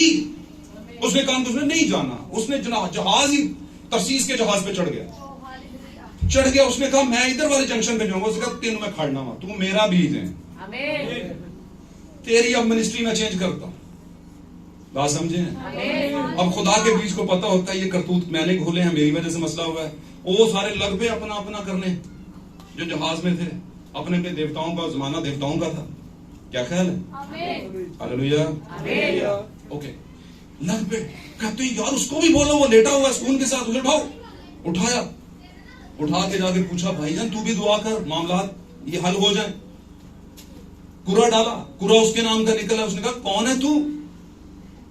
उसने कहा मैं इब्रानी हूं। उसने कहा मैं खुदा को मानता हूं। उसने कहा तूफान आया, दुआ कर, याद कर, शायद तेरी सुनी जाए। उसने कहा मुझे पता है ये हालात मेरी वजह से बिगड़े हैं, मुझे उठाओ और पानी में ये है। पानी कौन है वैसे? कौमें उम्मतें, कबीले और अहले जुबान। ये जो तू देखता है, ये जिस पर कसबी खड़ी है, उठा के डाल इनके बीच में, मिनिस्ट्री करे इनके बीच में जाके। और मैं बताऊं ये वो मौका था एक मिनिस्टर का, इतनी गहरी मिनिस्ट्री में। याद रखिए आमतौर पर मछली ऊपर रहती है, लेकिन जब खा पी लेती है तो नीचे जाती है और रेस्ट करती है। और दुनिया में कोई ऐसी मछली बनी नहीं है कि जो किसी को निगले और कुछ वक्त के साथ बाद वो जिंदा रहे ना। वो उसके अंदर खुदा ने ऐसी चीजें रखी हैं, ऐसा मैदा रखा है कि वो उसको शेक करके रख देती है। लेकिन ये कौन सी मछली थी भाई? ये कहने को मछली थी। ये खुदावन की, किसी बंदे ने कहा वो जिससे मुर्गे ने अजाने दी थी 3 बार, वो किसका मुर्गा था यार? किसी हसासियत थी। अच्छा, सारी बाइबल में यही सवाल तेरे दिमाग में रह गया यार। तो एक समझदार बंदा था, बड़ा जबरदस्त, खुदा उसको बरकत दे, लंबी लंबी जिंदगी करे। हमारे उस्ताद मोहतरम थे, उन्होंने कहा यार बड़े लोग सवाल करते हैं। तो बैठे हुए चाय पे तो उन्होंने कहा मैं बताता हूं वो किसका मुर्गा था। कहते हैं वो यीशु का मुर्गा था, खुदा का मुर्गा था। जिसका मुर्गा था उसकी जानता था कि उसने कहा हुआ है कि 3 बार बांध देनी है।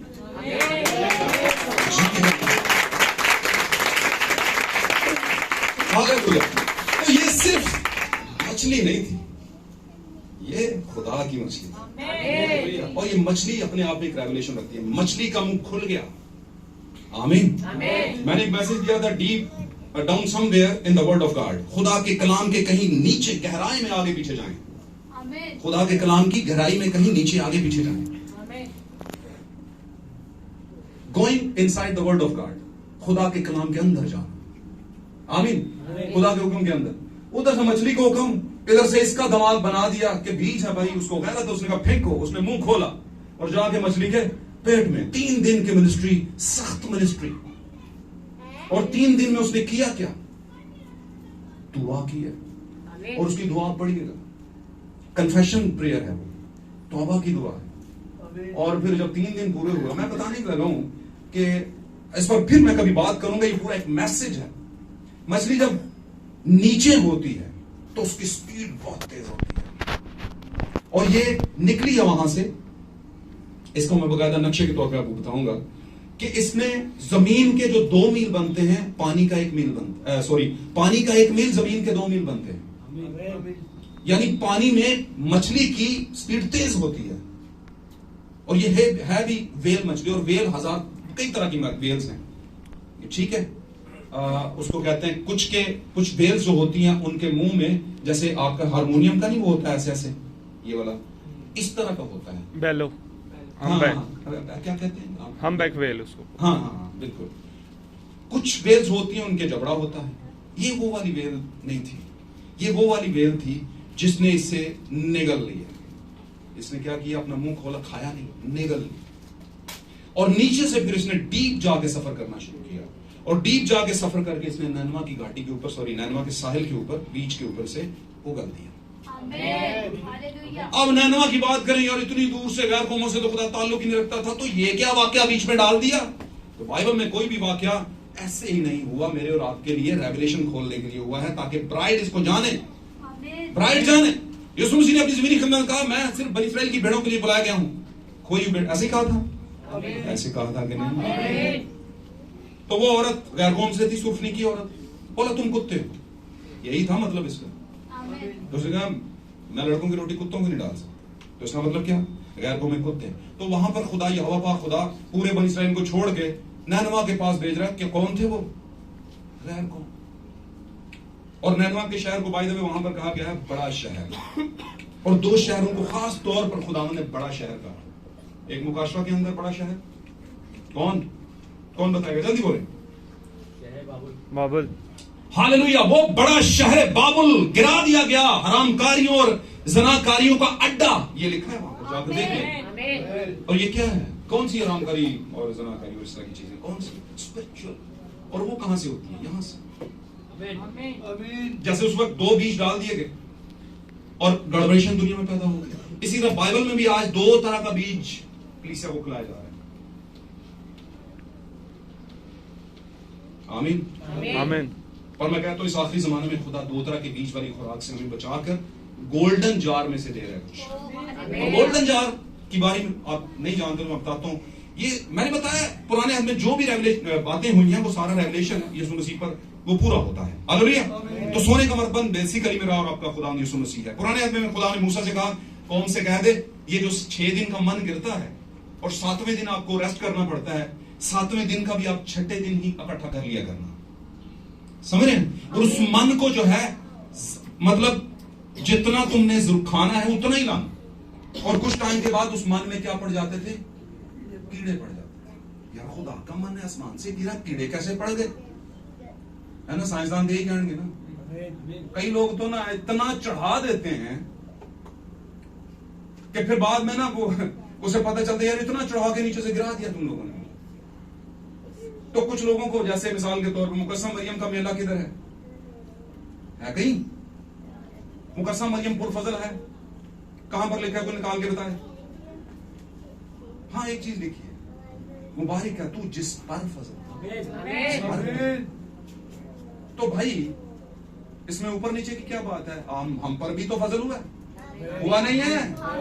फजल है तो हुण तक आखिरी जमाने की स्पेशल नस्ल दे विच असीं खलोते हुए, हम पर भी फजल हुआ। यीशु ने कहा कौन है मेरी माँ और कौन है मेरा बाप। इसका मतलब ये नहीं माँ बाप के खिलाफ था, वो माँ के सामने बदतमीज था, ये नहीं, ऐसी बात नहीं। लेकिन वो सिखाना चाहता था कि ये बदनी रिश्ते सिर्फ वक्ती तौर पर दिए गए हैं, असल रिश्ता तो किसके साथ है?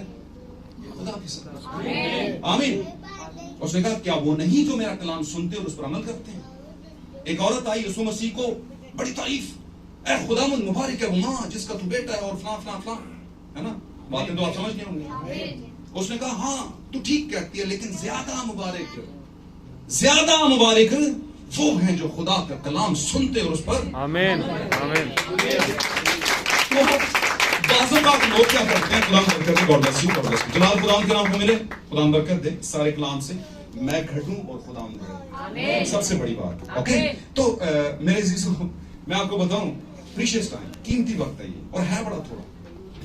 आज हमें लगता है 2 घंटे हो गए, 3 घंटे हो गए, लेकिन मेरे जीसू शायद आज ही यीशु आ जाए, सुबह 5 बजे के करीब आ जाए, अर्ली मॉर्निंग उठा ले, और चर्च सुबह ताला लगे हो तो लोग आके देखो भाई बाबा नु फोन करो, और चर्च भाई नहीं खुलिया, भाई जी फोन बज रहा, चुक कोई नहीं रहा। हो जी उन्होंने वालिद चुकदा है, भैन चुकदी है, बीवी चुकदी है। बोले जी आपको नहीं पता रैप्चर हो चुका हुआ है, हम रह गए हैं, वो निकल गए हैं, आप भी रह गए हैं बाय द वे। ओहो अच्छा। तो एक दिन इन्हीं दिनों में से किसी एक दिन मेरे और आपके दूल्हा ने आ जाना है सुबह 6 से 9 के दरमियान में। ये मैं आपको बता रहा हूँ। और खुदा जो पहले करता है वही बाद में करता है। जब पहलों को लेकर के गया था 6 के 9 के दरमियान में, लेकर गया था कि नहीं? बताऊं आपको कैसे? सुबह सवेरे खवातीन ने अपने मसाले तैयार कर लिए और चल पड़ी जिधर किधर जनाब कब्र की तरफ चली थी कि नहीं? और जो ही आगे गई तो पत्थर आगे से हटा हुआ था। लिखा है पू फुटते ही, लिखे है कि नहीं? जो नहीं लिखा मुझे बता देना भाई, मैं गलत बात नहीं करने लगा आपसे। समझ आए इस बारे में? खुदावन जो पहला नक्शा देता है वही उसी पे दूसरा बनाता है, लेकिन बनाता दूसरा है, यानी कि दूसरी बार बनाता है। आमीन। पू फुटने से पहले पू फुटते ही निकली। पू फुटते किसी कहते हैं? सुबह सुबह अर्ली मॉर्निंग गई, तैयार कर ली खुशबूदार चीजें, यीशु की लाश को लगाएंगी, खुशबू सड़ांद आ रही होगी। जबकि नबी ने तो पहले कह रखा था कि उसके मकदस के सड़ने की नौबत तो मैं आने नहीं दूंगा। तुम ले चली वो मसाले उठाकर, बात समझ रहे हो? तो मकदस कौन है उसका? वो आगे की बात है। मैं और आप उसका मकदस है, उसका घर मैं और आप है, उसका बदन। तो हम में से भी सड़ांद नहीं आनी चाहिए, है ना? हम में से भी कोई ऐसी सड़ांद नहीं आनी चाहिए। हम खुदावन के बिल बोर्ड हैं, चलते फिरते इश्तिहार हैं हम खुदावन के। ऐसे सानू को देख के अच्छा बड़ियां गल्लां करते सन, समझे? आगे चलते तो सुबह सुबह चल पड़ी। आगे देखा तो पत्थर हटिया, तो पत्थर हटे का मतलब तो तुम समझ दो की सी। शख्स खड़ा है वहां पर, उसने कहा मुर्दों को, जिंदा को मुर्दों में वो यहाँ नहीं है, वो रैप्चर कर चुका है, वो जा चुका है ना? चर्च आज नहीं खुलेगा, आज चर्च नहीं खुला। किसको ढूंढ रहे हो कलीसिया? उस वक्त क्या बोला नहीं था तुम्हें कि कुपियों के तेल तैयार कर लो, है ना? तुमने समझा है नहीं के अंदर बस फारक है यार। यदि वैसे भी गल बहुत है तो कलीसिया कहती ही शर्म होगी। जो ये पादरी कहता है ना, ये दूसरी जगहों में जाए तो उनको नागवार गुजरती है। तारुफ ही ना करो किसी एंड टाइम मैसेज लीवर से, तारुफ कराने की जरूरत ही नहीं है। तो मैं कहता हूं, पतरस ने कहा था, ऐ खुदावन हम तुझे छोड़कर कहां जाए? जिंदगी की बातें तो तेरे पास, हम तुझे छोड़कर कहां जाए? मेरे चीजों, आप इस जमाने के पीटर हैं, आप इस जमाने के पत्थर। जो कुछ आप जमीन पर खोलोगे वो खुल जाएगा, जो आसमान पर बांधोगे बन जाएगा। हालेलुया। मेरी बात को हमेशा से इस बारे में ना, वो कहते हैं ना हमारे गांठ बांध के रख लेना गिरा के अंदर, काम आएगी आपको। आप अपने जमाने के पीटर हैं। बाइबल के हर कैरेक्टर में अगर दुल्हन और दूल्हा नजर नहीं आ रहे तो वो बाइबल नहीं है। मैं नहीं मानता ऐसी किसी बाइबल को जिसमें दूल्हा और दुल्हन नजर नहीं आ रहे। यीशु मसीह का 100% नजरिया, मकसद, मिशन इस बाइबल को पेश करने का, देने का दुनिया में कलीसियाओं को सिर्फ ये था कि दुल्हा और दुल्हन का नादीदनी मिलाप हो जाए। हालेलुया। सिर्फ एक मकसद, इस दुनिया के गंध से दुल्हन को उठाए और ले जाओ, और पीछे जो कुछ है वो जले। मलाकी कहता सब जल जाएगा और रास्तबाज गुनाहगारों की राख के ऊपर से चलेंगे, क्योंकि नई जमीन और नया आसमान कायम हो जाएगा। Hallelujah, hallelujah. रोमियो खत में लिखा है, मखलूकात कमाल आरजू से खुदा के बेटों के जाहिर होने की राह देखती है। इस पर मैं क्या बात करूं, दिल बड़ा कर रहा है, बहुत कुछ कहूं, आप थक जाओगे। चले खत्म करते हैं। अब मखलूकात का मतलब है चर्च, कलीसियाएं। दुनिया का कोई भी रिलीजियस सिस्टम है वो इंतजार कर रहा है खुदा के बेटों के जाहिर होने। ये खुदा के बेटे हर जमाना में जाहिर हुए हैं। बताऊंगा, ये खुदा के बेटे हर जमाना में खुदा अपने बेटों से ही बात करता है और वो बेटे फिर जाहिर होते हैं। जाहिर होने का मतलब दो मतलब है, एक होता है रिवील होना, एक होता है मैनिफेस्ट होना, मुजस्सम होना। और आप जैसे कि जानते हैं, हमने यूहन्ना में पढ़ा कि हम बदन से पैदा नहीं हुए, हम खुदा के रूह से क्या हुए? मैनिफेस्ट हुए, मुजस्सम हुए। और बाय द वे मेरा और आपका खुदावंद भी मैनिफेस्ट हुआ था, किसके जरिए? रूह के जरिए। उसने कहा ये कैसे होगा फरिश्ते? उसने कहा तू फिक्र क्यों करती है, खुदा का रूह तुझ पर क्या करेगा, और इसी सबब से, बिकॉज ऑफ दैट, इसी रीजन की वजह से वो खुदा का बेटा कहलाएगा। वो खुदा का क्या कहलाएगा? बेटा कहलाएगा। तो यीशु मसीह खुद एक ऐसी कंडीशन के जरिए पैदा हुए, एक ऐसे प्रोसेस में से पैदा हुए जिसको रूह का प्रोसेस कहते हैं। तो उसके मानने वाले भी, खुदा के दीगर बेटे बेटियां भी वो उसी प्रोसेस से पैदा होते हैं। हालेलुया। तो मखलूकात कमाल आरज़ू, मतलब बड़ी गहरी आरज़ू थी, ख्वाहिश थी, वो कोई खुदा के बेटे हैं, जैसे मिसाल के तौर पर आज खुदा के बेटे हैं, और इसी तरह आरज़ू रहती है कि खुदा के और भी बेटे बेटियां आते रहे, कलाम के नाम को जला देंगे। इसका मतलब ये नहीं सिर्फ पादरी खुदा के बेटे होते हैं या दीगर रसूल या नबी खुदा के बेटे हैं, नहीं, जितने उस ईमान में आगे सब खुदा के बेटे और बेटियां होते हैं। आमीन। जिनमें वो अहलियत और काबिलियत पाई जाती है। तो आरज़ू रखती है मखलूकात, क्या रखती है? आरज़ू रखती है। क्यों आरज़ू रखती है? क्योंकि मखलूकात फना के कब्जा में दी गई है। अच्छा, ये फना के कब्जा में दिया क्यों? पहली शुरुआत किसने की? आदम और हवा ने। उस वक्त कोई चीज फना नहीं हो सकी, बदन ऐसी रहना था, दियत थी, सारा कुछ था, लेकिन फल खा लिया, सारे मामला हो गए, और उसके बाद क्या होगी? फना के कब्जा में। कब्जा किसने कर लिया? फना ने। फना किसके कंट्रोल में है? अब इसके कंट्रोल में। वो फना ही तो करता है जिंदगी के, फना ही करता है बस। आमीन। और फिर पौलुस कहता है चूंकि हम इसी दुनिया के अंदर हैं, अभी कलीसिया को प्रेजेंट कर रहे हैं आज के जमाने तक, वो कहता है हम भी इसी दुनिया में, ना सिर्फ वो बल्कि हम भी जो खुदा के हजूर से रूह के पहले फल हासिल कर चुके हैं, हम भी अपने बदन में तड़पते और कराहते हैं। बदन, रूह में, बदन, क्योंकि बदन पर तो इब्लीस जोर करेगा। इस बदन पर तो यूब के भी जोर हुआ था, है ना? इस बदन के ऊपर तो साउल का भी, उसने कहा मुझे कांटा चुभाया गया, हुआ था कि नहीं? तो बाइबल के स्टूडेंट हैं वो पकड़ लेंगे इन बातों को। आमीन। इस बदन के ऊपर तो राखल अपने बच्चों को रो रही है, 2-2 साल के बच्चे मार दिए लोगों ने। सबके बदन ज़बा होंगे, और लिखा है जमीन पर जितने दीनदारी के साथ जिंदगी बसर करते हैं वो जरूर सताए जाएंगे। किसकी वजह से? मेरे नाम की वजह से। तो ये बदन पर तो वो करेगा, बदन पर इख्तियार है भाई, उसे वो करेगा। आमीन। क्योंकि ये बदन तो जाने वाला नहीं खुदा की बादशाही में, तो खुदा की बादशाही में फिर क्या जाने वाला? आमीन। हालेलुया।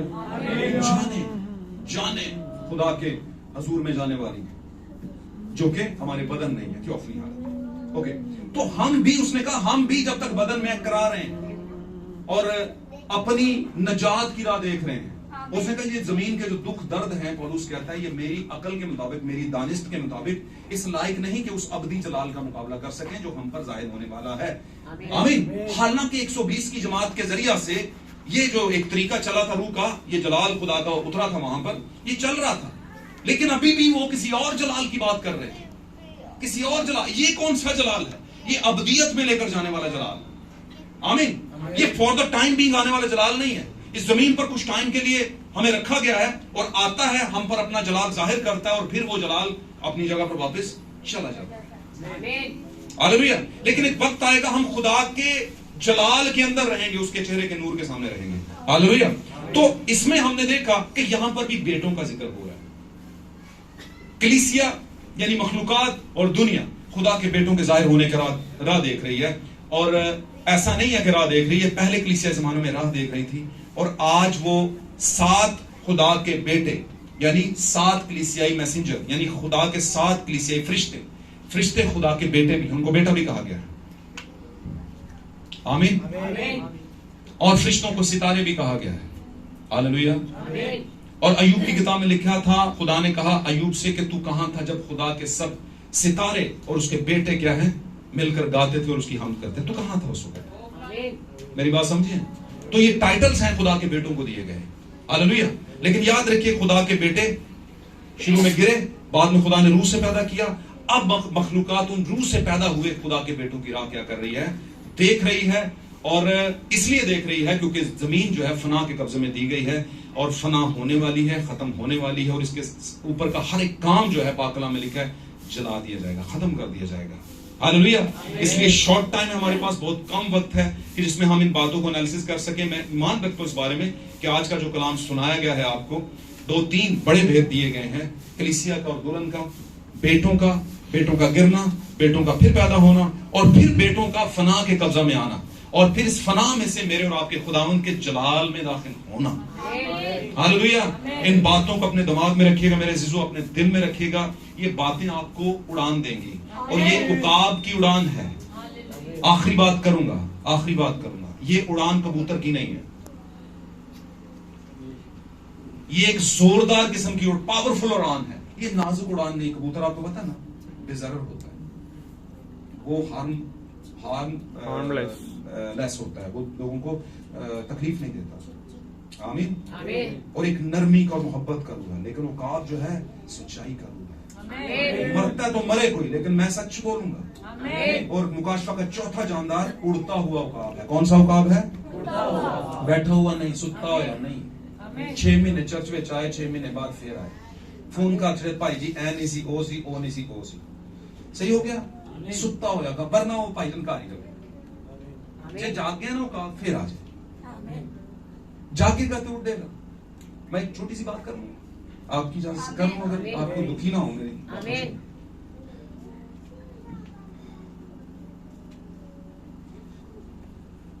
किसी बादशाह का एक दोस्त था जो उससे बड़ा प्यार करता था, वो उसके लिए उकाबों का 2 जोड़ा लेकर आया। कहता है वो बादशाह, आपको अपने आप के जो बागीचा है वहां पर आपने बड़े परिंदे रखे हैं, ये उकाबों का जोड़ा आपको गिफ्ट कर रहा है। उसने कहा वाह वेरी गुड यार, जबरदस्त। तो वहां पर जो मैंने रखा हुआ है बंदा, उनको उसने दिए, बच्चे थे वो, उनको उसने कहा अच्छा सा इन्हें सिखाओ, ये उड़ान भरें, सही उड़े, कलाबाजियां मारें, सारा कुछ करें, ओके। उसने कहा ओके सर।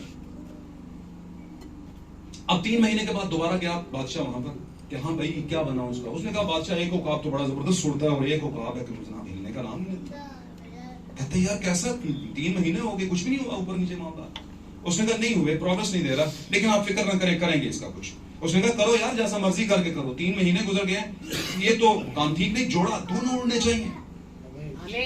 उसने कहा जैसे मैं मर्जी बंदा हायर करो, जितने मर्जी पैसे लगे। वो गया पता करने के लिए, रास्ते में किसान मिल गया, किसानों को बड़ा तजर्बा होता है इन चीजों का।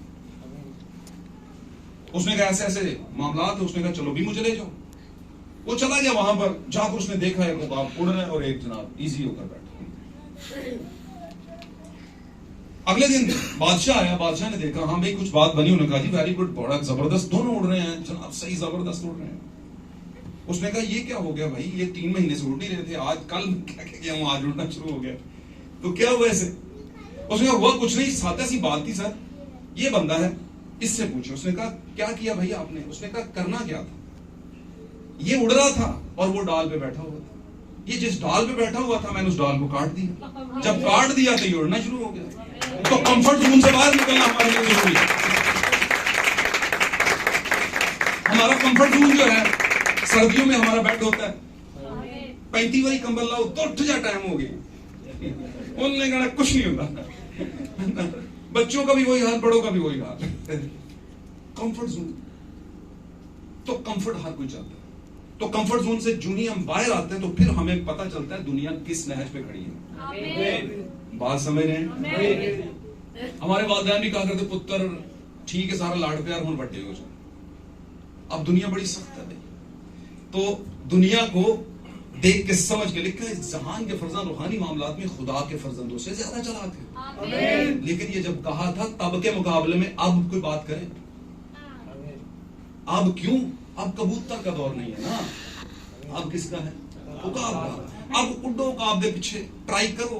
वो उससे कहते हैं हम भी उड़ेंगे, कुरा और दातन कहते हैं हम भी नबूवत करेंगे। उसने कहा कर ले उड़ेंगे, आधी मंजिल तक भी नहीं जाते तो कहते हैं भाई ने साडा काम नहीं, साडे को नहीं उड़िया जाना, इन्ना आगे नहीं जाते। गल्लां ही बड़ियां अजीब करदे हो तुसीं, तुहाडीआं गल्लां ते किसी मिशन च नजर नहीं आंदियां। बंदा परस्ती करदे हो तुसीं, ये करते हैं वो करते हैं, वो नहीं करते ये करते हैं। लेकिन मैं इसको शॉर्ट करता हूं, तो क्या है ये उकाबी गजा है।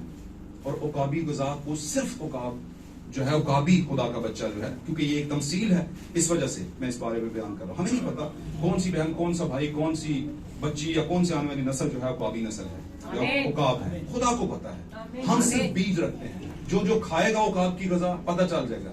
आजा तू उकाबा वाली डार नाल रल जा, ताजा खाने वाले परिवार नाल रल जा। आमीन आमीन। तो उकाबों की गजा टाइम रेवल्यूशन है, आपके जमाने का मुकाशफा है। अगर मुकाशफा आपके पास नहीं और बाइबल 10 पढ़ी है और 10 बार खत्म की है, सेमिनरी 5 साल की है, कोई काम नहीं देगी, मैं सच्ची कह रहा हूं। और एक और बात बताऊं, ये सेमिनरी खुदा निकालेगा तो अपने रेवल्यूशन डालेगा, फिर उड़ेंगे आप, वैसे नहीं उड़ सकते। आमीन। खुदा आप सबको बरकत दे और इस कलाम का पूरा रेवल्यूशन आपको ऑब्जर्व करने के लिए God bless you, God bless you, hallelujah, praise God. खुदा के नाम को बुला लें। आज मेरी जिंदगी हम अपनी